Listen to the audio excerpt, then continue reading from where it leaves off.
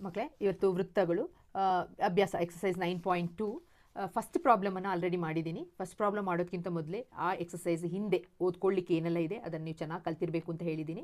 ಪ್ರತಿಯೊಬ್ಬರು English medium ಅವರಾದರೆ English medium ಇದರಲ್ಲಿ ಆ ಥಿಯರಮನ್ನು ಆ ಪ್ರಮೇಯವನ್ನು ಕಲ್ತಿರಬೇಕು. ಕನ್ನಡ ಮೀಡಿಯಮ್ ಅವರಾದರೆ ಬಾಯ್ಹಾಟ್ ಆಗಿರಬೇಕು. ಅದನ್ನು ಅರ್ಥ ಮಾಡ್ಕೊಂಡು, ಬಾಯ್ಹಾಟ್ ಅಂತ ಹೇಳಿದ್ರೆ ಹಾಗಲ್ಲ ಮಕ್ಕಳೇ, ಅರ್ಥ ಮಾಡಿಕೊಂಡು ನೀವು ಕಲ್ತಿರ್ಬೇಕು. ಯಾಕೆಂತ ಹೇಳಿದ್ರೆ ಅದು ನಮಗೆ ಎಲ್ಲ ಪ್ರಾಬ್ಲಮ್ಸ್ ಮಾಡಬೇಕಾದ್ರೂ ನಮಗೆ ತುಂಬ ಇಂಪಾರ್ಟೆಂಟಾಗಿ ಬೇಕು. ಅರ್ಥ ಆಯ್ತಲ್ವಾ? ಈಗ ನಾನು ಮಾಡ್ತಾ ಹೋಗುವಾಗ ಇದು ಕನ್ನಡ ಮೀಡಿಯಮ್ ಅವರಿಗೆ ಒಂದು ಹೆಲ್ಪ್ ಏನಾಗುತ್ತೆ ಅಂತ ಹೇಳಿದ್ರೆ, ಮುಂದೆ ಅವ್ರು PUC ಸೈನ್ಸ್ ತೊಗೊಳ್ಬೇಕು ಅಂತ ಏನಾದರೂ ಯೋಚನೆ ಮಾಡಿದರೆ ಅವರಿಗೆ ಕೆಲವೊಂದು ಶಬ್ದಗಳು ವರ್ಡ್ಸ್ ಗೊತ್ತಾಗುತ್ತೆ, ಕಲ್ತಂಗಾಗುತ್ತೆ. ಇಂಗ್ಲೀಷ್ ಮೀಡಿಯಮ್ ಅವರಿಗೆ ಹೇಗೆ ಉಪಯೋಗ ಆಗುತ್ತೆ ಅಂತ ಹೇಳಿದ್ರೆ ಅವರು ತಮ್ಮ ಮದರ್ ಟಂಗಲ್ಲಿ ಮಾತೃಭಾಷೆಯಲ್ಲಿ ಕಲ್ತಂಗಾಗುತ್ತೆ. ಅರ್ಥ ಆಯ್ತಲ್ವಾ? ಮಾತೃಭಾಷೆಯಲ್ಲಿ ಕಲ್ತಿದ್ದು ತುಂಬ ಪರ್ಮನೆಂಟಾಗಿ ಉಳಿಯುತ್ತೆ ಅಂತ ಹೇಳೋದು ಸೈಕಾಲಜಿಕಲಿ ಪ್ರೂವ್ ಆಗಿರುವಂತಹ ಒಂದು ವಿಷಯ. ಆದ್ದರಿಂದ ನಾವು ನೆಕ್ಸ್ಟ್ ಎರಡನೇ ಪ್ರಾಬ್ಲಮ್ಗೆ ಹೋಗೋಣ. ಎರಡನೇ ಪ್ರಾಬ್ಲಮ್ ಏನು ಹೇಳ್ತದೆ ಅಂತ ಹೇಳಿದ್ರೆ, ವೃತ್ತವೊಂದರ ಸಮಾನ ಜ್ಯಾಗಳು ಪರಸ್ಪರ ವೃತ್ತದಲ್ಲಿ ಛೇದಿಸಿದರೆ ಒಂದು ಜ್ಯಾದ ಭಾಗವು ಅದಕ್ಕೆ ಅನುರೂಪವಾದ ಮತ್ತೊಂದು ಜ್ಯಾದ ಭಾಗಗಳಿಗೆ ಸಮ ಎಂದು ಸಾಧಿಸಿ. ಟು ಈಕ್ವಲ್ ಕ್ವಾಡ್ಸ್ ಅಂದರೆ ಎರಡು ಈಕ್ವಲ್ ಆಗಿರುವಂತಹ ಜ್ಯ ಅಂದರೆ ಕ್ವಾಡ್ ಯಾವುದಿಲ್ಲಿ AB ಮತ್ತು ಇಲ್ಲಿರುವಂತಹ ಈಕ್ವಲ್ ಕ್ವಾಡ್ಸ್ ಯಾವುದಂತ ಹೇಳಿದ್ರೆ AB ಮತ್ತು CD. ಅರ್ಥ ಆಯ್ತಲ್ಲ ಮಕ್ಕಳೇ? ಇದು ಏನಂತ ಕೊಟ್ಬಿಟ್ಟಿದ್ದಾರೆ, ಈಕ್ವಲ್ ಅಂತ ಕೊಟ್ಬಿಟ್ಟಿದ್ದಾರೆ. Intersect within the circle. Intersect ಅಂದರೆ ಕಟ್ ಮಾಡ್ತಾ ಇದೆ, ಅಂದರೆ ಛೇದಿಸಿದೆ ಅಂತ ಕನ್ನಡದಲ್ಲಿ. ಅರ್ಥ ಆಯ್ತಲ್ಲ? ಇಲ್ಲಿ ಕಟ್ ಮಾಡ್ತಾ ಇದೆ. ಯಾವ ಪಾಯಿಂಟಲ್ಲಿ? P ಪಾಯಿಂಟಲ್ಲಿ. ನೋಡಿ, ಈ ಪಾಯಿಂಟಲ್ಲಿ ಛೇದಿಸ್ತಾ ಇದೆ. ಪ್ರೂವ್ ದ್ಯಾಟ್ ಏನನ್ನು ಸಾಧಿಸಬೇಕು? Segment of one chord are equal to corresponding segment. ಯಾವುದು? ಈ AP. ಆಯಿತಾ? ಈ ಲೈನ್ದು ಕಾರ್ಡ್ದು ಒಂದು ಲೈನ್ ಭಾಗ ಅಂದರೆ AP ಈಕ್ವಲ್ ಟು ಈ ಕಾರ್ಡ್ದು ಈ ಜ್ಯಾದು ಒಂದು ಭಾಗ ಅಂದರೆ DP. AP equal to DP. ಆಮೇಲೆ ಇಲ್ಲಿ ಉಳಿದಂತಹ CP ಅಥವಾ BP ಇದೆರಡು ಈಕ್ವಲ್ ಅಂತ ನಾವು ಸಾಧಿಸಬೇಕು. ನೀವು ಈ ಪಾಠಕ್ಕೆ ಹೋಗೋದಕ್ಕಿಂತ ಮೊದಲು ಇದನ್ನು ಫಸ್ಟ್ ಕಲ್ತಿರ್ಬೇಕು. ಏನನ್ನು ಕಲ್ತಿರಬೇಕು? ಈಕ್ವಲ್ ಕ್ವಾಡ್ಸ್ ಆರ್ ಸಮವಾದ ಜ್ಯಾಗಳು ಕೇಂದ್ರದಿಂದ ಸಮಾನ ದೂರದಲ್ಲಿ ಇರ್ತದೆ. Equal chords are equidistant from the centre. ಇದು ಸೆಂಟರ್ ಅಂತ ಆದರೆ ಈ ಸೆಂಟರಿಂದ ಏನಾಗಿರ್ತದೆ? Equal chords. ಇದೆರಡು ಈಕ್ವಲ್ ಕ್ವಾಡ್ಸ್. ಇಲ್ಲೂ ಈಕ್ವಲ್ ಕ್ವಾಡ್ಸ್ ಇದೆಯಲ್ವಾ? ಸಮಾನದ ಜಾಗಗಳಿದೆಯಲ್ವಾ? ಸಮಾನವಾದ ಜಾಗಗಳು ವೃತ್ತ ಕೇಂದ್ರದಿಂದ ಸಮ ದೂರದಲ್ಲಿರ್ತದೆ ಅಂತ ಇರೋದನ್ನ ಕಲ್ತಿರ್ಬೇಕು. ಇನ್ನೊಂದು, ವೃತ್ತ ಕೇಂದ್ರದಿಂದ ಜಾಕ್ಕೆ ಎಳೆದಂತಹ ಲಂಬ 6 ಸೆಂಟಿಮೀಟರ್ ಇದ್ರೆ ಇದು 3 ಸೆಂಟಿಮೀಟರ್, ಇದು 3 ಸೆಂಟಿಮೀಟರ್ ಮಾಡ್ತದೆ ಅಂತಿರೋದು ನಿಮಗೆ ಈ ಎಕ್ಸಸೈಸ್ ಕೊಟ್ಟಿದ್ದಾರೆ, ಥಿಯರಮ್ ಕೊಟ್ಟಿದ್ದಾರೆ. ಈ ಪಾಠಕ್ಕಿಂತ ಮೊದಲು ಅದನ್ನು ಸ್ವಲ್ಪ 2 ಸಲ 3 ಸಲ ಓದ್ಕೊಂಡು ಈ ಎಕ್ಸಸೈಸ್ಗೆ ಬನ್ನಿ. ಈಗ ಏನು ಕೊಟ್ಟಿದ್ದಾರೆ? ಗೀವನ್ ಅನ್ನು ಏನಂತ ಬರಿತೀವಿ ಕನ್ನಡದಲ್ಲಿ? ದತ್ತ ಅಂತ ಬರಿತೀವಿ. ಏನು ಕೊಟ್ಟಿದ್ದಾರೆ? ದತ್ತ AB ಕಾರ್ಡ್ಸ್ ಆರ್ ಈಕ್ವಲ್ ಅಲ್ವಾ? ಜ್ಯಾಗಳು ಸಮವಾದ ಜ್ಯಾಗಳು ಅಂತ ಕೊಟ್ಟಿದ್ದಾರೆ, ಸಮಾನ ಜ್ಯಾಗಳು ಅಂತ. ಈಕ್ವಲ್ ಕಾರ್ಡ್ಸ್ ಅಂತ ಕೊಟ್ಟಿದ್ದಾರೆ. ಅದರ ಹೆಸರನ್ನು ಬರೆಯೋಣ. AB equal to CD. ಇಷ್ಟು ಮಾತ್ರ ಕೊಟ್ಟಿರೋದು. ಇದನ್ನೆಲ್ಲ ಏನು ಮಾಡಿದ್ದೀನಿ? ಇಲ್ಲೆಲ್ಲ ತುಂಬ ಬಿಡಿಸಿದ್ದೀನಿ ಅಲ್ವಾ? ಇಲ್ಲಿ ಲೈನನ್ನು ಬಿಡಿಸಿದ್ದೀನಿ ನೋಡಿ. LO OL OP ಮತ್ತು OM ಅನ್ನು ಬಿಡಿಸಿದ್ದೀನಿ. ಯಾಕೆ ಮಾಡಿದ್ದೀನಿ ಅಂತ ಹೇಳಿದ್ರೆ ಅದು ಕನ್ಸ್ಟ್ರಕ್ಷನ್ ರಚನೆ. ನನಗೆ ಪ್ರೂವ್ ಮಾಡಬೇಕು. ಬರೀ 2 ಲೈನ್ ಇಟ್ಕೊಂಡು ಏನಾದ್ರು ಮಾಡ್ಲಿಕ್ಕಾಗುತ್ತಾ? ಆಗಲ್ಲ. ಆದ್ದರಿಂದ ಪ್ರೂವ್ ಮಾಡಲಿಕ್ಕೆ ಏನೋ ಸಾಧಿಸಬೇಕು. ಏನನ್ನು ಸಾಧಿಸಬೇಕು? ವಾಟ್ ಟು ಪ್ರೂವ್ ಅಂತ ಬರ್ಕೊಳ್ಳಿ. ಏನನ್ನು ಸಾಧಿಸಬೇಕು? ಸಾಧನೀಯ. ನೀವು ಕೆಳಗೆ ಬರ್ಕೊಳ್ಳಿ ಮಕ್ಕಳೇ, ನನಗೆ ಜಾಗ ಇಲ್ಲದ ಕಾರಣ ನಾನಿಲ್ಲಿ ಸಾಧನೀಯವನ್ನು ಬರಿತೀನಿ. ಓಕೆ, ಏನನ್ನು ಸಾಧಿಸಬೇಕು, ಏನನ್ನು ಪ್ರೂವ್ ಮಾಡಬೇಕು ಅಂತ ಹೇಳಿದ್ರೆ AP ಈ line segment AP equal to ಇನ್ನೊಂದು PD. AP equal to PD ಒಂದನ್ನು ಇದಂತ ಸಾಧಿಸಬೇಕು. ನೆಕ್ಸ್ಟ್ ಸೆಕೆಂಡ್ ಒನ್ ಏನು ಸಾಧಿಸಬೇಕು ಅಂತ ಹೇಳಿದ್ರೆ CP equal to BP. CP equal to PB ಅಥವಾ BP ಏನು ಬೇಕೋ ತೊಗೊಬೋದು. ಓಕೆ, ಇದೆರಡನ್ನು ನಾವು ಟು ಪ್ರೂವ್ ಅಥವಾ ಸಾಧನೀಯ ಇದು. ನೆಕ್ಸ್ಟ್ ರಚನೆ ಮಾಡ್ಕೋಬೇಕು. ಇದು ಮಾಡಬೇಕಂತೇಳಿದ್ರೆ ನಮಗೆ ರಚನೆ ಬೇಕು, ಕನ್ಸ್ಟ್ರಕ್ಷನ್ ಮಾಡಬೇಕು. ಏನು ಕನ್ಸ್ಟ್ರಕ್ಷನ್ ಮಾಡ್ಕೊಂಡಿದ್ದೀರಾ? OL OP OL ಅನ್ನು ಲಂಬವಾಗಿ ಹೇಳ್ಕೊಂಡಿದ್ದೀರಾ, ಈ ಲೈನಿಗೆ ಪರ್ಪೆಂಡಿಕ್ಯುಲರ್ ಆಗಿ ಹೇಳ್ಕೊಂಡಿದ್ದೀರಾ. ಅದನ್ನು ರಚನೆ construction OL perpendicular to AB. ಅರ್ಥ ಆಯ್ತಲ್ವಾ? Next OM perpendicular to CD. OM perpendicular to CD. ಅರ್ಥ ಆಯ್ತಲ್ವಾ? ಇದೆರಡು ರಚನೆ ಮಾಡ್ಕೊಂಡಿದ್ದು, ಕನ್ಸ್ಟ್ರಕ್ಷನ್ ಮಾಡ್ಕೊಂಡಿರೋದು. ನೆಕ್ಸ್ಟ್ ಜಾಯಿನ್ OP ಇನ್ನೊಂದು ಮಾಡ್ಕೊಂಡಿದ್ರೆ ಏನಂತ ನಮಗೆ ಬೇಕಲ್ವಾ? ಬರೀ ಇದು ಮಾತ್ರ ಮಾಡಿದ್ರೆ ನಮ್ಗೆ ಏನು ಪ್ರೂವ್ ಮಾಡಲಿಕ್ಕಾಗುತ್ತೆ? ಒಂದು ಟ್ರಯಾಂಗಲ್ ಥರ ಇದ್ಬಿಟ್ರೆ ನಾವು ಅದನ್ನು ಟ್ರಯಾಂಗಲ್ ಪ್ರೂವ್ ಮಾಡಿ ಆಡ್ಬೋದು. ನೋಡಿ, ಈ ಪಾಠಕ್ಕಿಂತ ಮೊದಲು ನಾವು ಯಾಕೆ ಗೌರ್ಮೆಂಟ್ ಹೀಗೆ ಸೀಕ್ವೆನ್ಸಲ್ಲಿ ಇಟ್ಟಿದೆ ಅಂತ ಹೇಳಿದ್ರೆ, ಒಂದು ಪಾಠಕ್ಕೂ ಇನ್ನೊಂದು ಪಾಠಕ್ಕೂ ಕನೆಕ್ಷನ್ ಇರ್ತದೆ ಮಕ್ಕಳೇ. ನೀವು ಫಸ್ಟ್ ಪಾಠ ತ್ರಿಭುಜದ ಪಾಠ ಚೆನ್ನಾಗಿ ಕಲ್ತ್ರೆ, ಅದರಲ್ಲಿ ಎಲ್ಲ ನಿಯಮ, ಎಲ್ಲ ರೂಲ್ಸ್ ರೆಗ್ಯುಲೇಷನ್ಸ್ನ ಚೆನ್ನಾಗಿ ಕಲ್ತ್ರೆ ಅಲ್ವಾ, ಎಲ್ಲ ಇದೆಯಲ್ವಾ, ಅದನ್ನು ಕಲ್ತ್ರೆ ನೀವು ಇದನ್ನು ನೋಡಿದ ತಕ್ಷಣ ಇದನ್ನು ಪ್ರೂವ್ ಮಾಡಲಿಕ್ಕೆ ಈಸಿ ಆಗುತ್ತೆ. ಅದಕ್ಕೆ ಅಲ್ಲಿ ಲಾಸ್ಟಲ್ಲಿ ಎಲ್ಲ ಇದು ಕೊಟ್ಟಿದ್ದಾರೆ ಮಾಡಿ, ಕಾನ್ಗ್ರುಯೆನ್ಸಿ ರೂಲ್ ಅಂತ ಹೇಳ್ತೀವಿ. ಅಥವಾ ನಿಯಮಗಳು, ಬಾಹು ನಿಯಮ, ಕೋಬಾ ನಿಯಮ ಎಲ್ಲ ಇದೆಯಲ್ಲ, ಆ ನಿಯಮವನ್ನು ಚೆನ್ನಾಗಿ ಕಲೀರಿ ಮಕ್ಕಳೇ. ಕಲ್ತ್ರೆ ಇದನ್ನು ಈಸಿಯಾಗಿ, ನಾನು ಹೇಳೋದೇ ಬೇಡ, ನಾನು ಹೇಳೋಷ್ಟೊಳಗೆ ಈ ಮೇಡಮ್ ಈ 2 ತ್ರಿಭುಜ ತೋರಿಸಿದ್ದಾರೆ, ಈ 2 ತ್ರಿಭುಜ ಸರ್ವಸಮಾನ ಸಾಧಿಸಬೇಕು. ಹೇಗೆ? ಈ ಎಕ್ಸಸೈಸ್ ಲಾಸ್ಟಲ್ಲಿರುವಂತಹ ಕೆಲವೊಂದು ಪಾಯಿಂಟ್ಸ್ ಮತ್ತು ತ್ರಿಭುಜದ ಲೆಸನಲ್ಲಿರುವಂಥ ಕೆಲವು ಪಾಯಿಂಟ್ಸ್ ಅನ್ನು ತಗೊಂಡು ನಾನು ಈ ತ್ರಿಭುಜವನ್ನು ಸರ್ವಸಮಾನ ಸಾಧಿಸ್ಬೋದು ಅಂತ ನಿಮಗೆ ಬರುತ್ತೆ. ಈಗ ಜಾಯಿನ್ ನಾವು ಇಲ್ಲಿ ಬರಿತೀನಿ, ಜಾಯಿನ್ OP ರಚನೆ ಆಯಿತು. ಈಗ ಸಾಧನೆ ಅಂದರೆ ಪ್ರೂಫ್. ಏನು ಸಾಧನೆ ಮಾಡ್ತೀರಾ? ಏನು ತೊಗೋಬೇಕು ಅಂತ ಹೇಳಿದ್ರೆ OLP ತೋರಿಸಿದ್ದೀನಿ, ಅದಕ್ಕೋಸ್ಕರನೇ ನಾನು ಅದನ್ನು ಜಾಯಿನ್ ಮಾಡಿದ್ದು. ಈಗ ತ್ರಿಭುಜ OLP ಮತ್ತು ಇನ್ನೊಂದು ತ್ರಿಭುಜದ ಹೆಸರೇನು? ಇನ್ನೊಂದು ತ್ರಿಭುಜದ ಹೆಸರು OPQ ಎಮ್, ಅಥವಾ ನೀವು OPL OPM ಅಂತ ತೊಗೊಂಡ್ರು ಓಕೆ. ನಾನು ಇಲ್ಲಿ OLP ಅಂತ ತೊಗೊಂಡಿದ್ದೆ, ನೀವು ಬೇಕಾದ್ರೆ OPM ಈಸಿಯಾಗಿ ಆಗುತ್ತೆ. OPL OPM ಆಗ ಹಂಗೆ ಹೇಳ್ತಾ ಇದ್ದಂಗೆ ನಿಮ್ಗೆ ಯಾವ್ದು ಎರಡೆರಡು ಸಲ ಹೇಳ್ದಂಗೆ ಆಗುತ್ತೆ. OP ಇಲ್ಲಿರುವಂತಹ ಈ OPಯನ್ನು ನೀವೇನಂತ ಹೇಳ್ತೀವಿ, ಸಾಮಾನ್ಯ, ಕಾಮನ್ ಅಂತ ಹೇಳ್ತೀವಿ. OP = OP ಏನಾಗುತ್ತೆ, ಅದು ಕಾಮನ್ ಸೈಡ್ ಅಂದರೆ ಎರಡು ತ್ರಿಭುಜಕ್ಕೂ ಕಾಮನ್. ನೆಕ್ಸ್ಟು ನೀವಿಲ್ಲೇ ಬರೆದಿದ್ದೀರಾ ಏನಂತ ರಚನೆಯಲ್ಲಿ OL ಲಂಬ OP ಅಂತ ಬರೆದಿದ್ದೀರಾ, ಅಂದರೆ ಅರ್ಥ ಇದು 90 ಡಿಗ್ರಿಯನ್ನು ಉಂಟು ಮಾಡ್ತದೆ ಅಂತ. ಆಗ ನಾನೇನು ಬರಿತೀನಿ, ಕೋನ OLP = ಕೋನ OMP = 90 ಡಿಗ್ರಿ. ಎಲ್ಲಿಂದ ರಚನೆ, ಕನ್ಸ್ಟ್ರಕ್ಷನ್ ಅಂತ ಬರ್ಕೊಳ್ತೀರಾ ಅಲ್ವಾ. ನಾವು ಸುಮ್ಮನೆ ಮಾಡಿಲ್ಲ ಕನ್ಸ್ಟ್ರಕ್ಷನು, ಏನೋ ಪ್ರೂವ್ ಮಾಡಲಿಕ್ಕೋಸ್ಕರ ಮಾಡಿದ್ದೀವಿ. ಸೊ ರಚನೆ ಅಂತ ಬರ್ಕೊಳ್ತೀರಾ. ಇದೆಷ್ಟು ಡಿಗ್ರಿ, 90 ಡಿಗ್ರಿ, ರೈಟ್ ಆ್ಯಂಗಲ್ ಆಯ್ತಲ್ಲಿಗೆ. ನೆಕ್ಸ್ಟ್ ಉಳಿದಿರುವಂಥದ್ದು ನಿಮಗೆ ಗೊತ್ತಿದೆ, ಏನು ಗೊತ್ತಿದೆ, equidistant from the centre ಅಂತ ಗೊತ್ತಿದೆ. ಈ ಸಮಾನವಾದ ಜಾಗಗಳು ಕೇಂದ್ರದಿಂದ ಸಮದೂರದಲ್ಲಿರ್ತದೆ. ಇದೆರಡು ಸಮಾನವಾದ ಜಾಗಗಳು ಅಂತ ಗೊತ್ತಿದೆಯಲ್ವಾ ಅಲ್ವಾ. ಎರಡು ಜಾಗಗಳು ಯಾವುದೆಲ್ಲ ಎರಡು ಜಾಗಗಳು, ಇದೆರಡು ಜಾಗಗಳು, ಇದು A ಮತ್ತು B, C ಮತ್ತು D ಸಮಾನವಾದ ಜಾಗಗಳು. ಇದರ ಮಧ್ಯ ಕೇಂದ್ರದಿಂದ ಸಮಾನ ದೂರದಲ್ಲಿರ್ತದೆ, ಸೆಂಟರಿಂದ ಈಕ್ವಲ್ ಡಿಸ್ಟೆನ್ಸಲ್ಲಿ ಇರ್ತದೆ. OL = OM. ಅದೆಲ್ಲಿಂದ ಬಂದಿದ್ದು ಅಂತ ಬರ್ತೀರಾ, ಆ ಥಿಯರಮ್ ಇದನ್ನು ಬರಿಬೇಕು, ಸ್ಟೇಟ್ಮೆಂಟನ್ನು ಬರಿಬೇಕು. So OL = OM. English medium ಅವ್ರು ಬರೀತೀರಾ, equal chords are equidistant from the centre ಅಂತ. ಆದ್ದರಿಂದ ನೋಡಿಲಿ, ಇದು 90 ಡಿಗ್ರಿ, ಇದು 90 ಡಿಗ್ರಿ ಇದಾದರೆ ಇದೇನಾಯಿತು, ವಿಕರ್ಣ, ಹೈಪಾಟ್ನಿಸ್ ಆಯಿತು.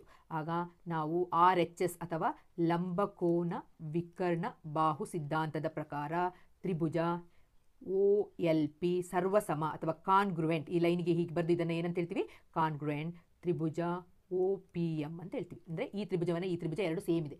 ಸೇಮ್ ಅಂತ ಸರ್ವಸಮ ಅಂತ ಹೇಳಿದ ತಕ್ಷಣ ನಾನೇನು ಹೇಳ್ಬೋದು, LP = PM ಅಂತ ಹೇಳ್ಬೋದಾ.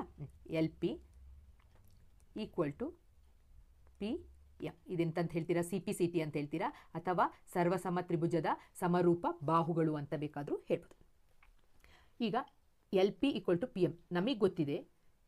ಈ ಏನಂತ ಗೊತ್ತಿದೆ ನೋಡಿ, ಇದು ಈ ವೃತ್ತದಿಂದ ಕೇಂದ್ರದಿಂದ ಒಂದು ಲಂಬ ಎಳೆದ್ರೆ ಈ ಇದನ್ನು ಜಾವನ ಏನು ಮಾಡ್ತದೆ, ಕರೆಕ್ಟ್ ಆಫ್ ಮಾಡ್ತದೆ. ಈಗ ಇದರಲ್ಲಿ ಬಂದಿದ್ದು ಈ AB ಅಂತ ಹೇಳೋದು ಒಂದು ಅಥವಾ ಕಾರ್ಡ್.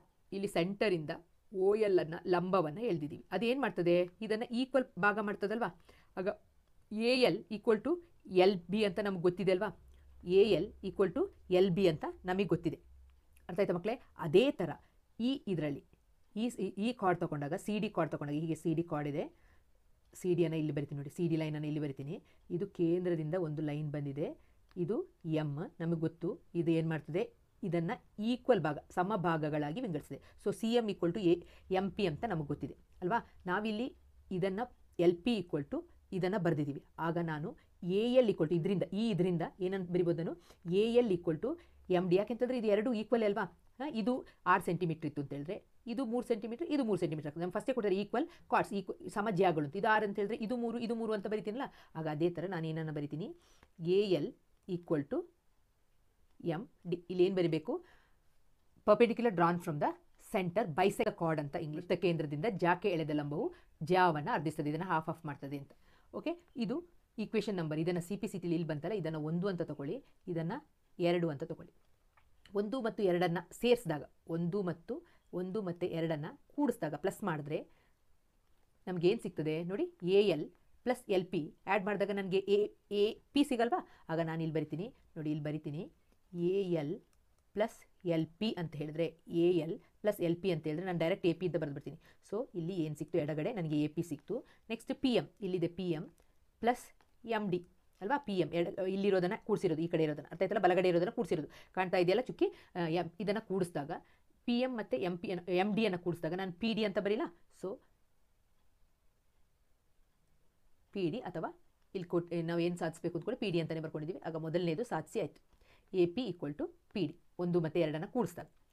ಈಗ ನಮಗೆ ಗೊತ್ತಿರುವಂಥದ್ದು ಏನು, AB ಜಾಗಗಳು ಸಮ ಅಂತ ಗೊತ್ತಿದೆ. AB = CD ಅಂತ ಗೊತ್ತಿದೆ ಮಕ್ಕಳೇ. ನಾವು ಈ ABಯಿಂದ ಈ APಯನ್ನು ಕಳೆದ್ರೆ ನಮ್ಗೆ ಏನು ಸಿಗ್ತದೆ, ಈ PB ಸಿಗ್ತದೆ. ಇದನ್ನು ನಾವು ಈಕ್ವೇಷನ್ ನಂಬರ್ 3 ಅಂತ ತಗೊಂಡಾಗ, ಇದನ್ನು ಈಕ್ವೇಷನ್ ನಂಬರ್ 4 ಅಂತ ತಗೊಂಡ್ರೆ, ನಾವು 4ರಿಂದ 3 ಮೈನಸ್ ಮಾಡೋಣ.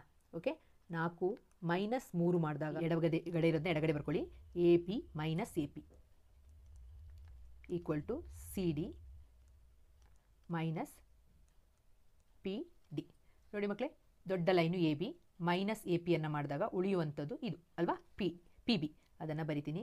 PB = CD ಅಂತ ಹೇಳುವಂಥದ್ದು ದೊಡ್ಡ ಲೈನ್, ಇದು PD ಅಂತ ಹೇಳೋದು ಈ ಲೈನು, ಇಲ್ಲಿಂದ ಇಲ್ಲಿ ತನಕ ಕಾಣ್ತಾ ಇದೆ ಅಂತ ತಿಳ್ಕೊಳ್ತೀನಿ. ನೋಡಿ, ಸಿ ಡಿ ಅಂತ ಹೇಳೋದು ಈ ದೊಡ್ಡ ಲೈನು, ಪಿ ಡಿ ಅಂತ ಹೇಳೋದು ಇಷ್ಟು ಇಲ್ಲಿಂದ ಹಿಡಿದು ಇಲ್ಲಿ ತನಕ ಇದೆ, ಇಲ್ಲಿಂದ ಹಿಡಿದು ಇಲ್ಲಿ ತನಕ ಪಿ ಡಿ.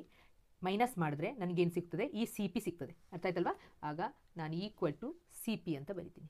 ಅದೇ ತಾನೇ ಪ್ರೂವ್ ಮಾಡೋಕ್ಕಿದ್ದು ಎರಡನೇದು. ಪಿ ಬಿ ಇಲ್ಲಿ ನೋಡಿ, P B equal to C P. First one A P equal to P D. ಅರ್ಥ ಆಯ್ತಲ್ಲ ಮಕ್ಕಳೇ? ಇದು ಮೊದಲನೇ ಎರಡನೇ ಲೆಕ್ಕ. ಇದೇ ಚಿತ್ರವನ್ನು ಮೂರನೇ ಲೆಕ್ಕಕ್ಕೂ ನಾವು ಮಾಡಬೇಕಾಗುತ್ತೆ. ಮೂರನೇ ಲೆಕ್ಕಕ್ಕೆ ಹೋಗೋಣ ಮಕ್ಕಳೇ. ಇಲ್ಲಿ ಪ್ರಶ್ನೆಯನ್ನು ಸರಿಯಾಗಿ ನೋಡ್ಕೊಳ್ಳಿ. ಒಂದು ಸೇಮ್ ವೃತ್ತದ ಸಮಜ್ಯಾಗಳು ಪರಸ್ಪರ ವೃತ್ತದೊಳಗೆ ಛೇದಿಸಿದರೆ, ಸಮಜ್ಯಾಗಳು ಏನು ಫಸ್ಟ್ ಕೊಟ್ಟಿದ್ದು ಸೆಕೆಂಡ್ ಒನ್ ಕೊಟ್ಟಿದ್ದಾರೆ ಅದೇ ಥರ ಎರಡು ಸಮಜ್ಯಾಗಳಿದೆ. ಇದೊಂದು ಎ ಬಿ ಮತ್ತು ಸಿ ಡಿ ವೃತ್ತದೊಳಗೆ ಛೇದಿಸಿದರೆ ಛೇದಕ ಬಿಂದು ಅಂದರೆ ಇದು ಇಂಟರ್ಸೆಕ್ಷನ್ ಅಲ್ವಾ, ಪಾಯಿಂಟ್ ಆಫ್ ಇಂಟರ್ಸೆಕ್ಷನ್ ಇದು ಆಗುತ್ತೆ ಪಿ. ಈ ಬಿಂದುವನ್ನು ಸೇರಿಸುವ ರೇಖೆಯು ಜ್ಯಾದೊಂದಿಗೆ ಸಮಾನವಾದ ಕೋನವನ್ನು, ಈ ಕೋನ ಸಮಾನವಾಗಿರ್ತದೆ, ಇಲ್ಲಿರುವಂತಹ ಒ ಪಿ ಎಂ ಕೋನ ಸಮ ಆಗಿರ್ತದೆ ಅಂತ ಪ್ರೂವ್ ಮಾಡಿ ಅಂತ ಇಂಗ್ಲೀಷ್ನಲ್ಲಿ ಓದ್ಕೊಳ್ಳಿ. ಇರುವಂಥದ್ದು ದತ್ತ ಚಿತ್ರದಲ್ಲಿ ಕೊಟ್ಟಿರುವಂಥ ಕ್ವಶನ್ ಏನು ಕೊಟ್ಟಿದ್ದಾರೆ ಅದನ್ನು ಸಿಂಪಲಾಗಿ ಬರ್ಕೊಳ್ಳಿ. ಏನಂತ ಕೊಟ್ಟಿದ್ದಾರೆ, ಕೊಟ್ಟಿರೋದೆ A B equal to C D ಅಲ್ವಾ, ಕೊಟ್ಟಿರುವಂಥದ್ದು A B equal to C. ಇದಕ್ಕೂ ನಾವು ಇದೇ ರಚನೆಯನ್ನು ಮಾಡಬೇಕು, ಬೇರೆ ಇಷ್ಟೇ ಮಾತ್ರ ಕೊಟ್ಟಿರೋದು, ನಾವು ಇದನ್ನೇ ಮಾಡ್ತಾ ಇದ್ದೀವಿ. ಸೆಕೆಂಡ್ ಪ್ರಾಬ್ಲಮ್ದೇ ಥರ್ಡ್ ಪ್ರಾಬ್ಲಮ್ಗೂ ಫಿಗರ್ ಏನು ಬರೀತೀರಾ, ದತ್ತ ಆದಮೇಲೆ ಟು ಪ್ರೂವ್ ಏನಂತ ಪ್ರೂವ್ ಮಾಡಬೇಕಂತ ಹೇಳಿದ್ರೆ, ಟು ಪ್ರೂವ್ ಅಥವಾ ಸಾಧನಿ O P L equal to O P M, ಇದನ್ನು ನಾವು ಸಾಧಿಸಬೇಕಾಗಿರುವಂಥದ್ದು. ಅರ್ಥ ಆಯ್ತಲ್ಲ ಮಕ್ಕಳೇ?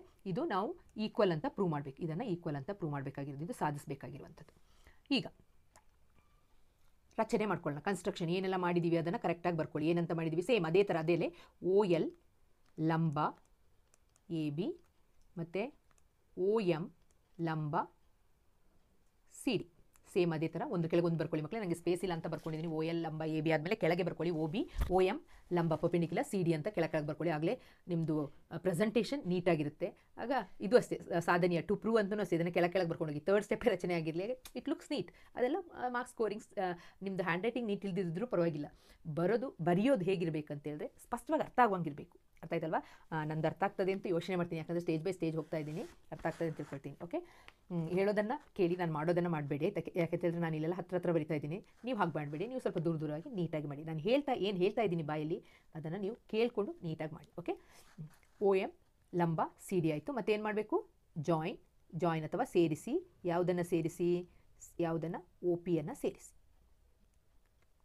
ಒ ಪಿಯನ್ನು ಸೇರಿಸಿ ಅಂತ ಬರೀರಿ. ಓಕೆ, ನೆಕ್ಸ್ಟ್ ರಚನೆ ಆದಮೇಲೆ ಈಗ ಸಾಧನೆ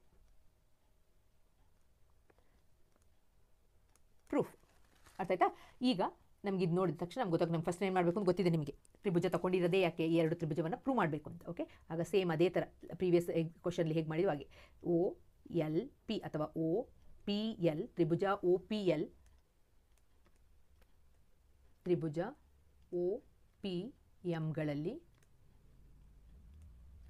ಯಾವುದು ಸಾಮಾನ್ಯ ಮಕ್ಕಳೇ, O P equal to O P, ಇದನ್ನು ಏನಂತ ಬರಿತೀರಾ, ಸಾಮಾನ್ಯ ಅಂತ ಬರಿತೀರಾ. ಇನ್ನು ಲಂಬ ಅಂತ ಹೇಳ್ಕೊಂಡಿದ್ದೀರಾ, ಆಗ ಅದು 90 ಡಿಗ್ರಿ ಆಗುತ್ತೆ. So O L P equal to O M P ಎಷ್ಟು ಡಿಗ್ರಿ, 90 ಡಿಗ್ರಿ. ಎಲ್ಲಿಂದ ಬಂತು, ರಚನೆಯಿಂದ ಅಲ್ವಾ. ಅದು ನೀವು ಮಾಡಿದರೆ ಕನ್ಸ್ಟ್ರಕ್ಷನಲ್ಲಿ ಒ ಎಲ್ ಲಂಬ ಪರ್ಪೆಂಡಿಕ್ಯುಲರ್ ಎ ಬಿ ಅಂತ ಮಾಡ್ಕೊಂಡಿದ್ದೀರಾ, ರಚನೆಯಿಂದ ಬಂದಿರುವಂಥದ್ದು, ಅದನ್ನು ಅಲ್ಲೇ ಬರೀತೀರಾ. ನೆಕ್ಸ್ಟ್ ಉಳ್ಕೊಂಡಿರೋದು ಯಾವುದು, ಒ ಎಲ್ ನಿಮಗೆ ಗೊತ್ತಿದೆ, ಅದು equal chords are equidistant from the centre. O L equal to O M ಸಮಜ್ಯಾಗ್ರದಿಂದ ಸಮಾನ ದೂರದಲ್ಲಿರ್ತದೆ ಅಂತ ಬರೆದು, ತ್ರಿಭುಜ ಎರಡು ಯಾವ ಇದಾಗುತ್ತೆ ಗೊತ್ತಿದೆ, ಆರ್ ಎಚ್ ಎಸ್ ಕಳೆದ ಇದರಲ್ಲಿ ಹೇಗೆ ಬರೆದಿದ್ದು, ಇದಕ್ಕೆ 90 ಡಿಗ್ರಿ ಅಂತ ಬರೆದ ತಕ್ಷಣ ಲಂಬಕೋನ ವಿಕರ್ಣ ಬಾಹು ಸಿದ್ಧಾಂತದ ಪ್ರಕಾರ ತ್ರಿಭುಜ ಒ ಪಿ ಎಲ್ ಸರ್ವಸಮ ತ್ರಿಭುಜ ಒ ಪಿ ಎಮ್ ಅಂತ ಬರಿತೀರಾ. ಒ ಪಿ ಎಲ್ ಸರ್ವಸಮ ತ್ರಿಭುಜ ಒ ಪಿ ಎಮ್ ಅಂತ ಬರಿತೀರಾ.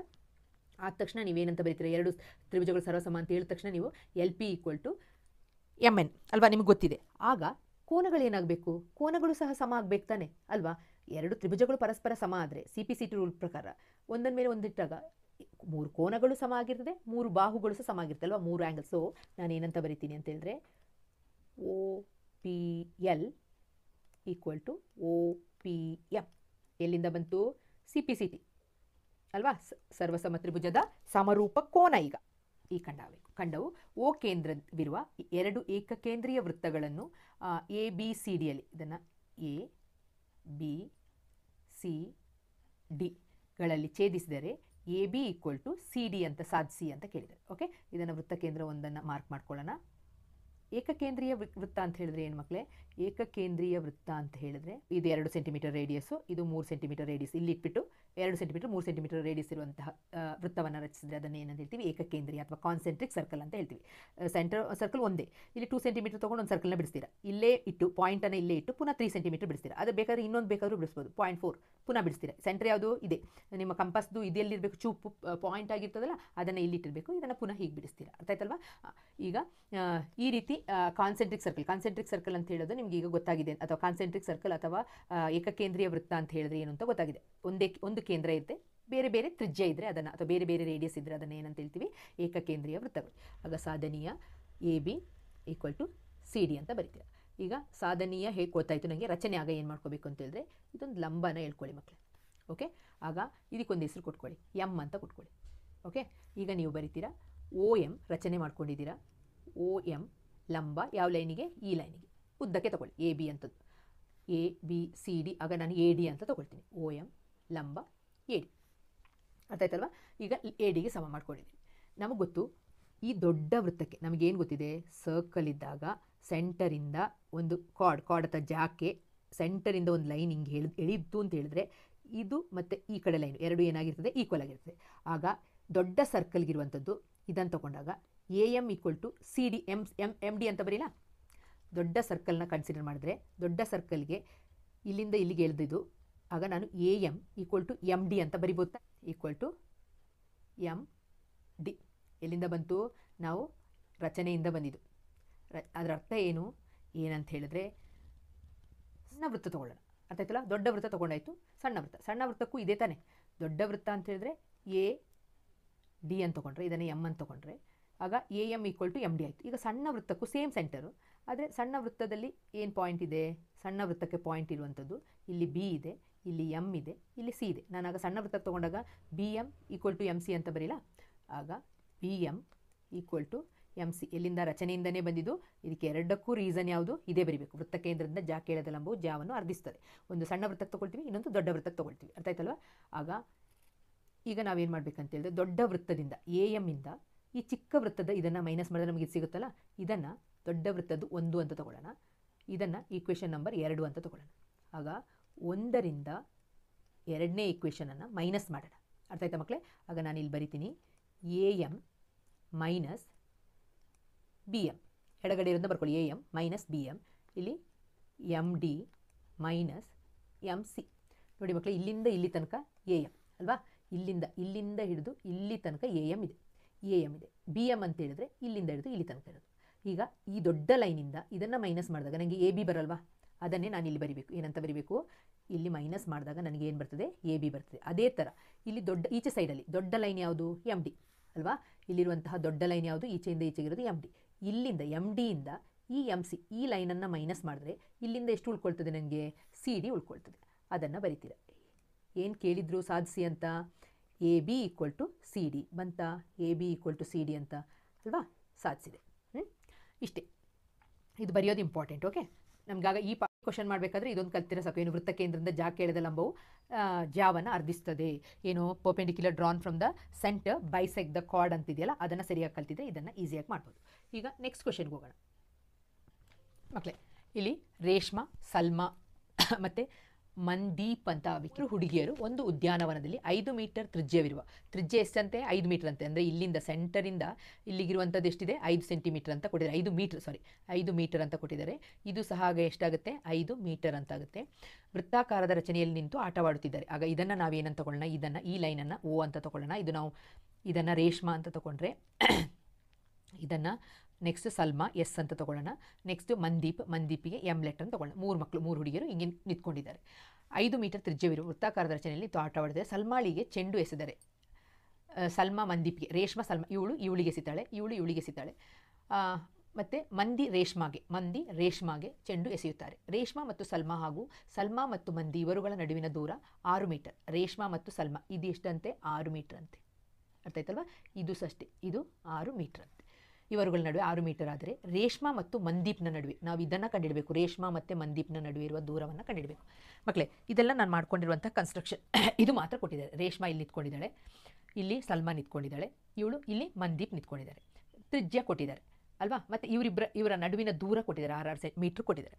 ಇದನ್ನು ಮತ್ತೆ ಬಾಕಿ ಇರೋದೆಲ್ಲ ನಾವು ನಮಗೆ ಬೇಕಾಗಿರುವಂಗೆ ನಾವು ಏನು ಮಾಡಬೇಕು, ಈಗ ಇದರದ್ದು ರೇಷ್ಮಂದು ಮತ್ತು ಮಂದೀಪ್ದು ದೂರ ಕೇಳಬೇಕಾದ್ರೆ ಅದನ್ನು ಸೇರಿಸಲೇಬೇಕು. ಅದಕ್ಕೆ ನಾನು ರೇಷ್ಮಾ ಮತ್ತು ಮಂದೀಪನ್ನು ಸೇರಿಸಿದ್ದೀನಿ, ಇದನ್ನು ಸೇರಿಸಿದ್ದೀನಿ, ಯಾಕಂದರೆ ತ್ರಿಜ್ಯಗಳು ಅಂತ ಕೊಟ್ಟಿದ್ದಾರಲ್ಲ. ಈಗ ಏನೇನು ಕೊಟ್ಟಿದ್ದಾರೆ ಅಂತಿರೋದು, ದತ್ತ ಏನೇನು ಕೊಟ್ಟಿದ್ದಾರೆ ಅಂತಿರೋದನ್ನು ಬರ್ಕೊಳ್ಳೋಣ. ದತ್ತ ರೇಷ್ಮಾ ಮತ್ತು ಸಲ್ಮಾಳ ನಡುವಿನ ದೂರ ಮತ್ತು ಸಲ್ಮಾ ಮತ್ತು ಮಂದೀಪ್ ನಡುವಿನ ದೂರವನ್ನು ಎಷ್ಟು ಮೀಟರ್ ಅಂತ ಕೊಟ್ಟಿದ್ದಾರೆ, 6 ಮೀಟರ್ ಅಂತ ಕೊಟ್ಬಿಟ್ಟಿದ್ದಾರೆ. ಅರ್ಥ ಆಯ್ತಲ್ವಾ. ಅವ್ರು ಏನು ಕೇಳಿದ್ದಾರೆ, what is the distance between Reshma ಮತ್ತು ಮಂದೀಪ್ದು ಡಿಸ್ಟೆನ್ಸನ್ನು ಕೇಳಿದ್ದಾರೆ. ಏನಿಲ್ಲ, ನಾನು ಸ್ವಲ್ಪ ಕನ್ಸ್ಟ್ರಕ್ಷನನ್ನು ಮಾಡ್ಕೋಬೇಕು, ರಚನೆಯನ್ನು ಮಾಡ್ಕೋಬೇಕು. ಈಗ ರಚನೆಯನ್ನು ಮಾಡ್ಕೊಳ್ಳಿ. ಏನು ಸಾಧಿಸಬೇಕು ಅಂತ ಹೇಳಿದ್ರೆ,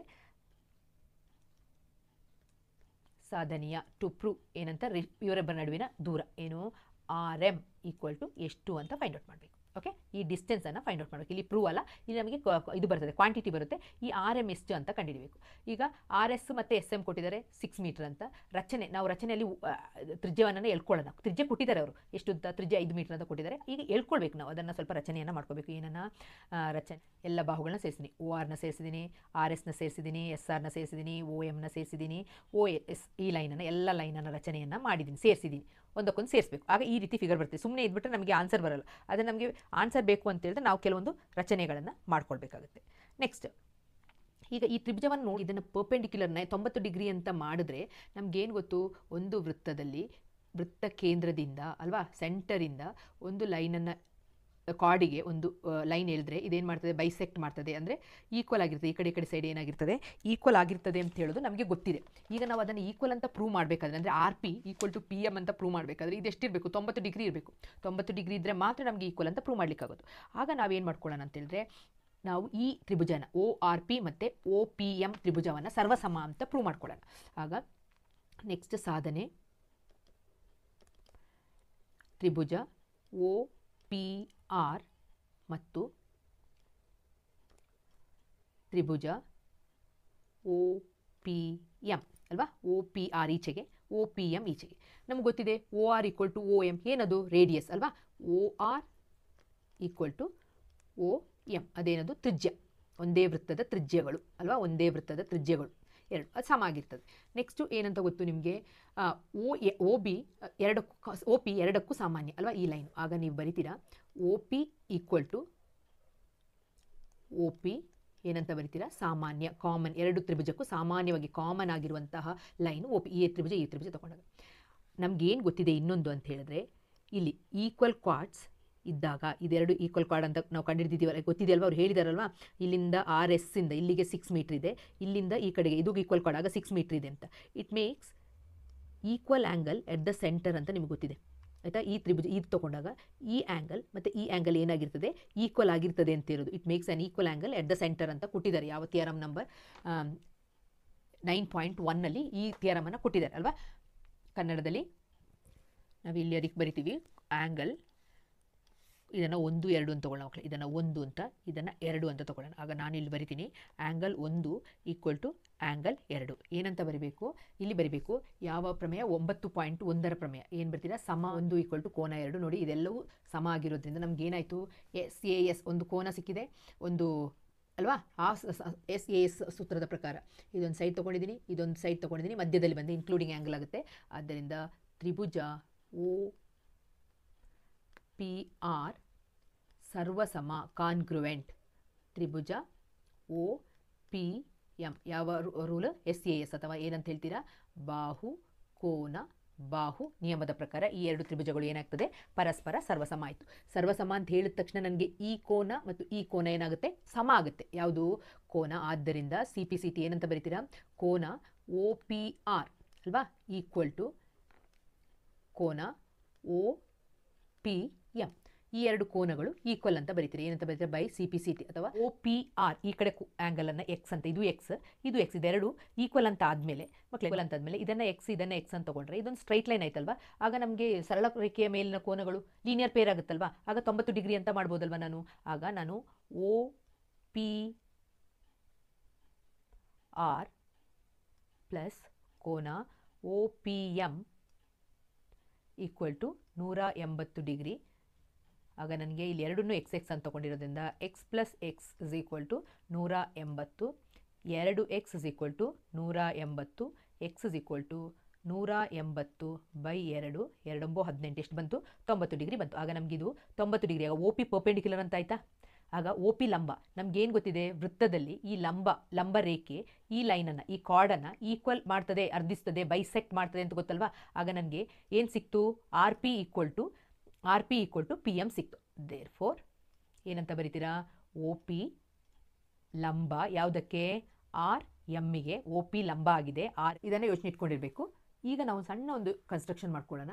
ಇಲ್ಲಿಂದ ಓ ಇಂದ, ಯಾಕೆಂದರೆ ನಮಗೆ ಈ ತ್ರಿಭುಜದ ವಿಸ್ತೀರ್ಣ ಒ ಆರ್ ಎಸ್ನ ತ್ರಿಭುಜದ ವಿಸ್ತೀರ್ಣ ಕೇಳಿದ್ರೆ ಅರ್ಧ ಇಂಟು, ನಮಗೆ ತ್ರಿಭುಜದ ವಿಸ್ತೀರ್ಣ ಏನು ಸೂತ್ರ ಗೊತ್ತಿದೆ?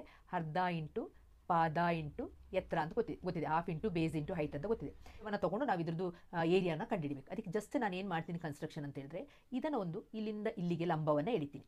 ಅರ್ಥ ಆಯ್ತಲ್ವಾ? ಈಗ ಇಲ್ಲಿಗೊಂದು ಲಂಬವನ್ನು ಎಳ್ಕೊಂಡಿದ್ದೀನಿ. ಅರ್ಥ ಆಯ್ತಲ್ವಾ? ಇಲ್ಲಿ ನಮಗೆ ಲಂಬ ಎಳ್ದೆ ಅಂತ ಹೇಳಿದ ತಕ್ಷಣ ಈ ಲೈನನ್ನು, ಇದೊಂದು ಕಾರ್ಡ್ ಅಲ್ವಾ? ಈಗ ನಮಗೆ ಗೊತ್ತಿರುವಂಥದ್ದು ಏನು ಗೊತ್ತಿದೆ? ನಮಗೆ ಗೊತ್ತಿರೋದ್ರಲ್ಲೇ ಆಟ ನಮ್ಮದು. ಅರ್ಥ ಆಯ್ತಲ್ವಾ? ಏನು ನಮಗೆ ನಾವು ಕಲ್ತಿದ್ದೀವೋ ಅದನ್ನೇ ನಾವು ಇಲ್ಲಿ ಉಪಯೋಗಿಸ್ಕೊಳ್ಳೋದು. ನಮಗೆ ಇಲ್ಲಿ ಲಂಬ ಎಳ್ದೆ ಅಂತ ಹೇಳಿದ ತಕ್ಷಣ ನಾನೇನು ಮಾಡಿದ್ದೀನಿ? ಇಲ್ಲಿ ಜಾಯಿನ್ ಮಾಡಿ ನಾನೇನು ಮಾಡಿದ್ದೀನಿ? ಈಗ ಒ ಎಲ್ ಲಂಬ ಆರ್ ಎಸ್. ಅರ್ಥ ಆಯ್ತಲ್ಲ? ಇದೊಂದು ರಚನೆಯನ್ನು ಮಾಡ್ಕೊಂಡಿದ್ದೀನಿ. ಈಗ ನೋಡಿ, ಇದಕ್ಕೋಸ್ಕರ ಈಗ ತ್ರಿಭುಜ ಒ ಆರ್ ಎಸ್ ತೊಗೊಳ್ಬೇಕಾಗಿರೋದು. ತ್ರಿಭುಜ ಒ ಆರ್ ಎಸ್. ಯಾಕೆ ಅದನ್ನ ತೊಗೊಂಡೆ ಅಂತ ಗೊತ್ತಾಯ್ತಲ್ವಾ? O R S equal to ಈ ರೀತಿ ತೊಗೊಂಡ್ರೆ, ಯಾವುದು? ಒ ಎಸ್ ಆರ್ ಅಂತ ತೊಗೊಂಡ್ರೆ, ಇದನ್ನು ಬೇಸ್ ತೊಗೊಂಡ್ರೆ ನನಗೆ ಆನ್ಸರ್ ಸಿಗಲ್ಲ. ಯಾಕೆಂದರೆ ಯಾವ ಇದು ಗೊತ್ತಿಲ್ಲ ನಮಗೆ ಯೂನಿಟ್ಸು. ಈ ರೀತಿ ತೊಗೊಂಡ್ರೆ ಇದೇ ತ್ರಿಭುಜ ಒ ಆರ್ ಎಸ್ಸೇ ತ್ರಿಭುಜ. ಅರ್ಧ ಇಂಟು ಪಾದ ಇಲ್ಲಿ ಏನು ತೊಗೊಳ್ತೀನಿ? ಆರ್ ಎಸ್ ಗೊತ್ತಿದೆ ನನಗೆ, ಅದು ಆರ್ ಎಸ್ ಎಷ್ಟಿದೆ ಅಂತ, ಇಂಟು ಇಲ್ಲಿ ಬಂದ ಎತ್ತರ ಎಷ್ಟಿದೆ ಇದು ನಮಗೆ ಗೊತ್ತಿಲ್ಲ. ಎಷ್ಟು? O L. ನೋಡಿ ಮಕ್ಕಳು, ಇದನ್ನು ಲಂಬ ಅಂತ ತೊಗೊಂಡಾಗ ಇದ್ರದ್ದು ಏರಿಯಾ ತೊಗೊಳ್ಬೋದು ಅಂತ ಗೊತ್ತಾಯಿತು. ಇದು ಲಂಬ ಅಂತ ತೊಗೊಂಡಾಗ, ಇದು ಲಂಬ ಅಂತ ತೊಗೊಂಡಿದೆ ಕನ್ಸ್ಟ್ರಕ್ಷನ್ಲಿ. ಆಗ ಇದೇನು ಮಾಡ್ತದೆ? ಇದನ್ನು ಕರೆಕ್ಟ್ ಅರ್ಧ ಮಾಡುತ್ತೆ. ಆಗ ಇದೆಷ್ಟಾಗುತ್ತೆ? ಇದು 3 ಆಗುತ್ತೆ, ಇದು 3 ಆಗುತ್ತೆ. ನಮಗೆ ಇದೊಂದು ಬಾಹು ಗೊತ್ತಿದೆ, ಇದೊಂದು ಲಂಬ ಕೋನ ತ್ರಿಭುಜ, ರೈಟ್ ಆ್ಯಂಗಲ್ ಟ್ರಯಾಂಗಲ್ ಆಯ್ತಲ್ವಾ? ಇಲ್ಲಿ ಬಿಡಿಸ್ತೀನಿ ನೋಡಿ, ಇಲ್ಲೊಂದು ರೈಟ್ ಆ್ಯಂಗಲ್ ಟ್ರಯಾಂಗಲ್ ಆಯಿತು. ಈ ರೀತಿ ಇದೆ, ಇಲ್ಲಿ ರೈಟ್ ಆ್ಯಂಗಲ್ ಆಗಿದೆ. ಇದು ಯಾವುದು? ಎಲ್ ಪಾಯಿಂಟ್, ಇದು ಓ ಪಾಯಿಂಟ್, ಇದು ಆರ್. ನಮಗೆ ಇದು 5 ಸೆಂಟಿಮೀಟರ್ ಅಂತ ಗೊತ್ತಿದೆ. ಇದು ಪರ್ಪೆಂಡಿಕ್ಯುಲರ್ ಆಗಿರೋದ್ರಿಂದ, ಲಂಬ ಆಗಿರೋದ್ರಿಂದ, ಇದೊಂದು ಜ ಆಗಿರೋದ್ರಿಂದ, ಕಾರ್ಡ್ ಆಗಿರೋದ್ರಿಂದ ಇದನ್ನು 6ಅನ್ನು 3 ಸೆಂಟಿಮೀಟರ್ ಮಾಡ್ತದೆ. ಆಗ 3 ಸೆಂಟಿಮೀಟರ್ ಆಯಿತು. ಆಗ ಇದನ್ನು ಕಂಡುಹಿಡಿಬೋದಲ್ವಾ? ಪೈಥಾಗೋರಸ್ನ ಪ್ರಮೇಯ ಏನಂತ ಬರೀತೀರಾ? O R square. ಪೈಥಾಗೋರಸ್ನ ಪ್ರಮೇಯವನ್ನು ಬಳಸಿ ನಾವು ಒ ಎಲ್ ಅನ್ನು ಕಂಡುಹಿಡಿದೀವಿ, 4 ಸೆಂಟಿಮೀಟರ್. ಪುನಃ ಈ ತ್ರಿಭುಜವನ್ನು ತಗೊಳ್ಳಿ. ಈ ತ್ರಿಭುಜವನ್ನು ತಗೊಂಡು ಈಗ ಇದರಲ್ಲಿ ಬೇಸ್ ಪಾದವನ್ನು ನಾವು ಒ ಎಸ್ ಅನ್ನು ಪಾದವಾಗಿ ತಗೊಂಡಾಗ ಇಲ್ಲಿ ನಮಗೆ ಪಿ ಆರ್ ಅಂತ ಹೇಳೋದು ಏನಾಗುತ್ತೆ? ಎತ್ತರ ಆಗುತ್ತೆ. ಆಗ ಎತ್ತರ ಪಿ ಆರ್ ಮಾತ್ರ ಗೊತ್ತಿಲ್ಲ ನಮಗೆ, ಒ ಎಸ್ ನಮಗೆ ಗೊತ್ತಿದೆ ತ್ರಿಜ್ಯ ಆಗಿರೋದ್ರಿಂದ. ತ್ರಿಜ್ಯ ಎಷ್ಟು? 5 ಸೆಂಟಿಮೀಟರ್. ಆಗ ಅದನ್ನು ಹಚ್ಚಿದಾಗ ನಾವೇನು ಮಾಡಬೇಕಂದ್ರೆ, ಎರಡು ಸಮೀಕರಣವನ್ನು ಅಂದರೆ ಎರಡು ಹೇಗೆ ತಗೊಂಡ್ರೂ ಒಂದು ತ್ರಿಭುಜದ ವಿಸ್ತೀರ್ಣ ಸೇಮೇ ಇರೋದ್ರಿಂದ ಅದನ್ನು ನಾವೇನು ಮಾಡಬೇಕು? ಈಕ್ವೇಟ್ ಮಾಡಬೇಕು. ಒಂದನ್ನು ಕಂಡುಹಿಡಿಬೇಕಾದ್ರೆ ಗೊತ್ತಿರೋದ್ರಿಂದ ಗೊತ್ತಿಲ್ಲದೆ ಇರೋದನ್ನು ಕಂಡುಹಿಡಿಲಿಕ್ಕೋಸ್ಕರ ಈ ರೀತಿ ಮಾಡ್ಕೊಳ್ತೀವಿ ಮಕ್ಕಳೇ. ಈಗ ಮಾಡಿದಾಗ ನೋಡಿ ಹೀಗೆ ಬರ್ಕೊಳ್ತೀವಿ. ಆಗ ಬಂದು ಅದನ್ನು ಡಬಲ್ ಮಾಡಿದ್ರೆ ನಿಮಗೆ ಆ ಜ್ಯಾದ ಉದ್ದ ಮಂದಿಪ್ ಮತ್ತು ಇವರಿಗಿರೋ ಉದ್ದ ಸಿಗ್ತದೆ. ಒಂದು ಕಾಲೋನಿಯಲ್ಲಿ 20 ಮೀಟರ್ ತ್ರಿಜ್ಯ ಎಷ್ಟು ಅಂತ ಕೊಟ್ಬಿಟ್ಟಿದ್ದಾರೆ. 20 ಮೀಟರ್ ತ್ರಿಜ್ಯವಿರುವ ವೃತ್ತಾಕಾರದ ಉದ್ಯಾನವನವಿದೆಯಂತೆ. ಅಲ್ಲಿ ಅಂಕುರ್ ಮತ್ತು ಸೈಯದ್, ಡೇವಿಡ್ ಅಂತ 3 ಹುಡುಗರು ಈ ಉದ್ಯಾನವನದ ಅಂಚಿನಲ್ಲಿ ಸಮದೂರಗಳಲ್ಲಿ ಕುಳಿತಿರ್ತಾರಂತೆ. ಇದನ್ನು ನಾನು ಅಂಕುರ್ ಅಂತ ತಗೊಂಡ್ರೆ, ಎ ಅಂತ ತಗೊಳ್ಳೋಣ. ಅಂಕುರ್ ಇಲ್ಲಿ ಕೂತಿದ್ದಾನೆ, ನೆಕ್ಸ್ಟ್ ಸೈಯದ್ ಇಲ್ಲಿ ಕೂತಿದ್ದಾನೆ, ಆಮೇಲೆ ಡೇವಿಡ್ ಇಲ್ಲಿ ಕೂತಿದ್ದಾನೆ. ಸಮದೂರದಲ್ಲಿದ್ದಾರೆ, ಇಬ್ಬರು ಎಲ್ಲ ಸೇಮ್ ಡಿಸ್ಟೆನ್ಸಲ್ಲಿದ್ದಾರಂತೆ. 3 ಹುಡುಗರು ಅಂಚಿನಲ್ಲಿ ಸಮದೂರಗಳಲ್ಲಿ ಕುಳಿತಿದ್ದಾರೆ. ಪ್ರತಿಯೊಬ್ಬರಲ್ಲೂ ಪರಸ್ಪರ ಮಾತನಾಡಲು ಆಟಿಕೆಯ ಟೆಲಿಫೋನ್ ಇದೆ. ಪ್ರತಿ ಫೋನಿನ ತಂತಿಯ ಉದ್ದ, ಈ ತಂತಿಯ ಉದ್ದ ಅಂತ ಹೇಳೋದು ಮಕ್ಕಳೇ ಈ ಕಾರ್ಡನ್ನು ಕಂಡುಹಿಡಬೇಕು. ಡಿಸ್ಟೆನ್ಸ್ ಆಫ್ ದ ಕಾರ್ಡ್ ಕಂಡುಹಿಡಬೇಕು ಮಕ್ಕಳೇ. ಇದನ್ನು ಕಂಡುಹಿಡಬೇಕು, ಎ ಬಿ ಡಿಸ್ಟೆನ್ಸ್ ಎಷ್ಟು ಅಂತ ಕಂಡು. ಇವರೆಲ್ಲ ಸಮದೂರದಲ್ಲಿ ಇದ್ದಾರೆ ಅಂತ ಹೇಳೋದನ್ನ ಕೊಟ್ಬಿಟ್ಟಿದ್ದಾರೆ ಇವರು. ಅರ್ಥ ಆಯ್ತಲ್ಲ? ಆದರೆ ಇದ್ರದ್ದು ದೂರ ಎಷ್ಟು ಅಂತ ಕೊಟ್ಟಿಲ್ಲ, ಆದರೆ ತ್ರಿಜ್ಯ ಕೊಟ್ಟಿದ್ದಾರೆ. ತ್ರಿಜ್ಯ ಎಷ್ಟು ಸೆಂಟಿಮೀಟರ್ ಅಂತ ಕೊಟ್ಟಿದ್ದಾರೆ? 20 ಮೀಟರ್ ತ್ರಿಜ್ಯ ಇದೆ. ಈ ವೃತ್ತಾಕಾರದ ಇದಕ್ಕೆ ಎಷ್ಟು ಸೆಂಟಿಮೀಟರ್ ಅಂತ, ಇಲ್ಲಿಂದ ಸೆಂಟ್ರಿಂದ ಸರ್ಕಂಫರೆನ್ಸ್ಗೆ ಇದೆಷ್ಟಿದೆ ಅಂತೆ? 20 ಮೀಟರ್ ಇದೆ ಅಂತ. ಇದನ್ನು ಮಾತ್ರ ಕೊಟ್ಟಿದ್ದಾರೆ. ಇದು ಕೊಟ್ಟಿದ್ದಾರೆ 20 ಮೀಟರ್. ಈಗ ಅವ್ರು ಕೊಟ್ಟಿರೋದು ಬೇರೆ ಇಷ್ಟು ವೃತ್ತ ಕೊಟ್ಟಿದ್ದಾರೆ. 3 ಜನ ಮಕ್ಕಳು, ಇಲ್ಲೊಂದು ಮಕ್ಕಳು, ಇಲ್ಲೊಂದು ಮಕ್ಕಳು, ಇಲ್ಲೊಂದು ಮಕ್ಕಳು, ಅಷ್ಟು ಮಾತ್ರ ಮಾಡಿದ್ರೆ ನಮಗೆ ಸಿಗ್ತದೆ. ಆಗ ನಾವೇನು ಮಾಡ್ತೀವಿ? 3 ಮಕ್ಕಳು ಕೂತಿದ್ದನ್ನು ಈ ರೀತಿ ಡಿಸ್ಟೆನ್ಸನ್ನು ಸೇರಿಸಿದ್ವಿ. ಇಷ್ಟು ಮಾಡೋದ್ರಿಂದ ನಮಗೆ ಏನು ಸಿಗಲ್ಲ. ಯಾಕೆಂತಂದರೆ ತಂತಿಯ ಉದ್ದವನ್ನು ಕಂಡುಹಿಡಬೇಕು. ನಮಗೆ ಕೊಟ್ಟಿರೋದು ವೃತ್ತ ಕೇಂದ್ರದಿಂದ ಇಲ್ಲಿಗಿರುವಂಥ ಇದು ಕೊಟ್ಟಿದ್ದಾರೆ, ತ್ರಿಜ್ಯವನ್ನು ಕೊಟ್ಟಿದ್ದಾರೆ. ಅದಕ್ಕೆ ನಾವು ಇದನ್ನು ಏನು ಮಾಡ್ತೀವಿ? ಒಂದು ರಚನೆಯನ್ನು ಮಾಡ್ಕೊಳ್ತೀವಿ. ಅರ್ಥ ಆಯ್ತಲ್ಲ? ಇದರಲ್ಲಿ ರಚನೆ. ಈಗ ಏನು, ಇದನ್ನು ಓ ಅಂತ ತಗೊಂಡಾಗ O A equal to O S equal to O D equal to ಎಷ್ಟು ಕೊಟ್ಟಿದ್ದಾರೆ? 20 ಮೀಟರ್. ಅದು ಮಾತ್ರ ಕೊಟ್ಟಿರೋದು. ತ್ರಿಜ್ಯ ಮಾತ್ರ ಕೊಟ್ಟಿರೋದು. ಅರ್ಥ ಆಯ್ತಲ್ವಾ? ಈಗ ನೆಕ್ಸ್ಟ್ ಏನು ಮಾಡಬೇಕಂತ ಹೇಳಿದ್ರೆ ನಾವು ಸಣ್ಣದಾದಂತಹ ಒಂದು ರಚನೆಯನ್ನು ಮಾಡ್ಕೊಳ್ಳಿ. ಏನನ್ನು ಕಂಡುಹಿಡಿಬೇಕು ಅಂತ ಹೇಳಿದ್ರೆ find the length of the string of each phone. ಇದು ಉದ್ದವನ್ನು ಕಂಡುಹಿಡಬೇಕು, ತಂತಿಯ ಉದ್ದವನ್ನು, ಪ್ರತಿ ತಂತಿಯದೆ. ಇವನ ಹತ್ರ ಯಾರು ಅಂಕುರಿಂದ ಸೈಯದ್ ಹತ್ರ ಇರುವಂತಹ ದೂರ ಇದನ್ನು, ಯಾಕೆಂತಂದ್ರೆ ಇದು ಒಂದು ಕಂಡುಹಿಡಿದ್ಬಿಟ್ರೆ ಸಾಕು, ನಮಗೆ ಏನಾಗುತ್ತೆ ಎಲ್ಲವೂ ಸಮ ಅಂತ ಕೊಟ್ಟಿರೋದ್ರಿಂದ ಇದ್ರದ್ದು ಉದ್ದ ಗೊತ್ತಾಗುತ್ತೆ, ಇದ್ರ ತಂತಿಯ ದೂರ ಎಷ್ಟು ಅಂತ ಗೊತ್ತಾಗುತ್ತೆ. ಇದು ಕಾರ್ಡ್ ಅಂತ ಗೊತ್ತಿರಬೇಕು, ಚಿತ್ರ ನೋಡಿದ ತಕ್ಷಣ ಇದು ಕಾರ್ಡ್ ಅಂತ ನಿಮಗೆ ತಲೆಗೆ ಹೋಗಿರಬೇಕು. ಈಗ ನಾವು ಒಂದು ಕನ್ಸ್ಟ್ರಕ್ಷನ್ ಸಣ್ಣದಾಗಿ ಮಾಡ್ಕೊಳ್ತೀನಿ. ಇಲ್ಲಿಂದ ಓ ಇಂದ ಒಂದು ಲಂಬವನ್ನು ಎಳಿತೀನಿ. ಯಾವುದಕ್ಕೆ? ಎಸ್ ಡಿಗೆ ಒಂದು ಲಂಬವನ್ನು ಎಳಿತೀನಿ. ಓಕೆ, ಈಗ ಅದಕ್ಕೆ ಪಿ ಅಂತ ಹೆಸರು ಕೊಡ್ತೀನಿ. ಸಾಧನೀಯ ಏನು ಸಾಧಿಸಬೇಕು ಅಂತ ಹೇಳಿದ್ರೆ A S equal to S G ಅವ್ರು ಕೊಟ್ಟಿರೋದು equal to D A equal to ಎಷ್ಟು ಅಂತ ಕಂಡುಹಿಡಬೇಕು. ಇದನ್ನು ಅದರ ಉದ್ದವನ್ನು ಕಂಡುಹಿಡಬೇಕು. ಏನು ಸಾಧಿಸಬೇಕಂದ್ರೆ ಇದ್ರದ್ದು ಉದ್ದವನ್ನು ಕಂಡುಹಿಡಬೇಕು. ನಾನೇನು ಮಾಡಿದ್ದೀನಿ, ರಚನೆ ಒಂದು ಸಣ್ಣದಾಗಿ ಮಾಡ್ಕೊಂಡಿದ್ದೀನಿ. ರಚನೆ ಅಂದರೆ ಕನ್ಸ್ಟ್ರಕ್ಷನ್ ಏನು ಮಾಡಿದ್ದೀನಿ ಅಂತ ಹೇಳಿದ್ರೆ ಒ ಪಿ ಲಂಬ ಎಸ್ ಜಿ ಅಂತ ಮಾಡಿದ್ದೀನಿ. ಆಗ ನಿಮಗೆ ಗೊತ್ತು, ಲಂಬ ಮಾಡಿದೆ ಅಂತ ಹೇಳಿದ ತಕ್ಷಣ ಇದನ್ನು ಅದು ಬೈಸೆಕ್ಟ್ ಮಾಡ್ತದೆ, ಎರಡು ಈಕ್ವಲ್ ಭಾಗವಾಗಿ ಮಾಡ್ತದೆ ಅಲ್ವಾ. ಎಸ್ ಪಿ ಸಮ 6 ಸೆಂಟಿಮೀಟರ್, ಇದು 3 ಸೆಂಟಿಮೀಟರ್, ಇದು 3 ಸೆಂಟಿಮೀಟರ್ ಮಾಡ್ತದೆ ಅಂತ. ಮಕ್ಕಳೇ, ನಿಮಗೆ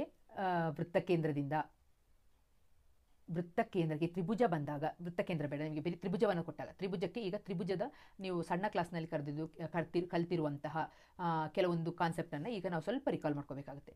ಈಗ ತ್ರಿಭುಜ ತಗೊಂಡಾಗ ತ್ರಿಭುಜದ ಶೃಂಗದಿಂದ ಎಳೆದಂತಹ ರೇಖೆಗಳು ಇದೇನಾಗ್ತದೆ,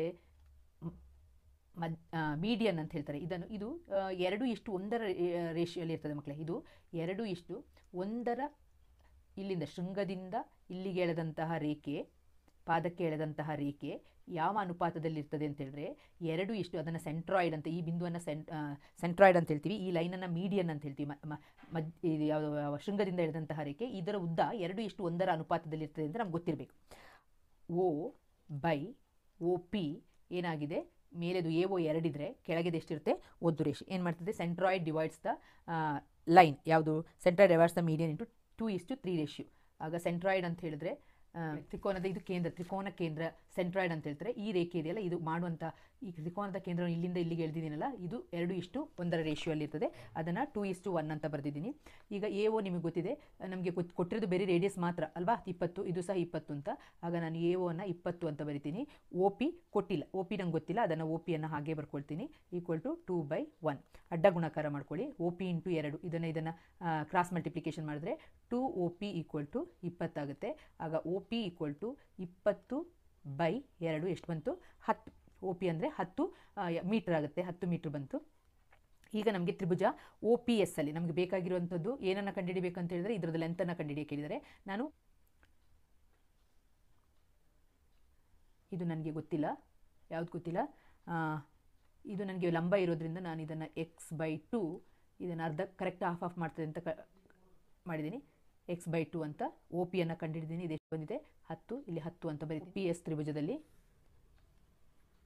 ಲಂಬಕೋನ ತ್ರಿಭುಜ ಆಗಿರೋದ್ರಿಂದ ಪೈಥಾಗೋರಸ್ನ ನಿಯಮ OA² equal to SP² plus OP². ಆಗ OS ಅಂತ ಹೇಳಿದ್ರೆ ನಿಮಗೆ ಗೊತ್ತಿದೆ 20² 20² ಈಕ್ವಲ್ ಟು SP ಅಂತ ಹೇಳಿದ್ರೆ x/2 ಹೋಲ್ ಸ್ಕ್ವಯರ್. ಯಾಕಂದರೆ ಗೊತ್ತಿಲ್ಲ, ಅದನ್ನು ಎಕ್ಸ್ ಅಂತ ತೊಗೊಂಡಿದ್ದೀನಿ, ಅದು ವಿಭಾಗಿಸ್ತದೆ ಅಂತ ಗೊತ್ತು, ಅರ್ಧಿಸ್ತದೆ ಅಂತ, ಅದಕ್ಕೆ x/2 x/, ಇದು ಫುಲ್ ಉದ್ದ ಎಕ್ಸ್ ಅಂತ ತೊಗೊಂಡ್ರೆ ಇದು ಹಾಫ್ ಆಗುತ್ತಲ್ವ, ಇದು ಲಂಬ ಆಗಿರೋದ್ರಿಂದ ಇದು ಅರ್ಧ ಆಗುತ್ತೆ, ಇದು ಅರ್ಧ ಆಗುತ್ತೆ. ಸೊ x/2 ಅಂತ ತೊಗೊಂಡಿದ್ದೀನಿ. OP² ನಾನು ಮಾಡಿದ್ದೀನಿ 10² ಕಂಡುಹಿಡಿದಿದ್ದೀರಾ. ಈಗ 10² ಸಿಕ್ಕಿದೆ. ಆಗ 20² ಅಂತ ಹೇಳಿದ್ರೆ 400, ಇದನ್ನು ಈಚೆ ತಂದರೆ -10² ಅಂತ ಹೇಳಿದ್ರೆ 100 ಈಕ್ವಲ್ ಟು x²/2 ಎಷ್ಟಾಗುತ್ತೆ, 4 ಆಗುತ್ತೆ. 400ರಿಂದ 100 ಹೋದರೆ ಎಷ್ಟು ಬರುತ್ತೆ, 300 ಇಂಟು ಇದನ್ನು ಅಡ್ಡ ಗುಣಾಕಾರ ಮಾಡಿ ಇಂಟು 4 ಈಕ್ವಲ್ ಟು x² ಆಗುತ್ತೆ. ಈಗ ಇದ್ರದ್ದು ಎಕ್ಸ್ ಅಂತ ಹೇಳಿದ್ರೆ ವರ್ಗಮೂಲ ಕಂಡುಹಿಡಬೇಕು. ನೀವು ಆಗ 4 3 ಎಷ್ಟು ಬಂತು, 12 100 ಈಕ್ವಲ್ ಟು x². ಈಗ ಇದ್ರದ್ದು ವರ್ಗಮೂಲ ತೊಗೊಂಡ್ರೆ 1200 ಈಕ್ವಲ್ ಟು ಎಕ್ಸ್. ಇದ್ರದ್ದು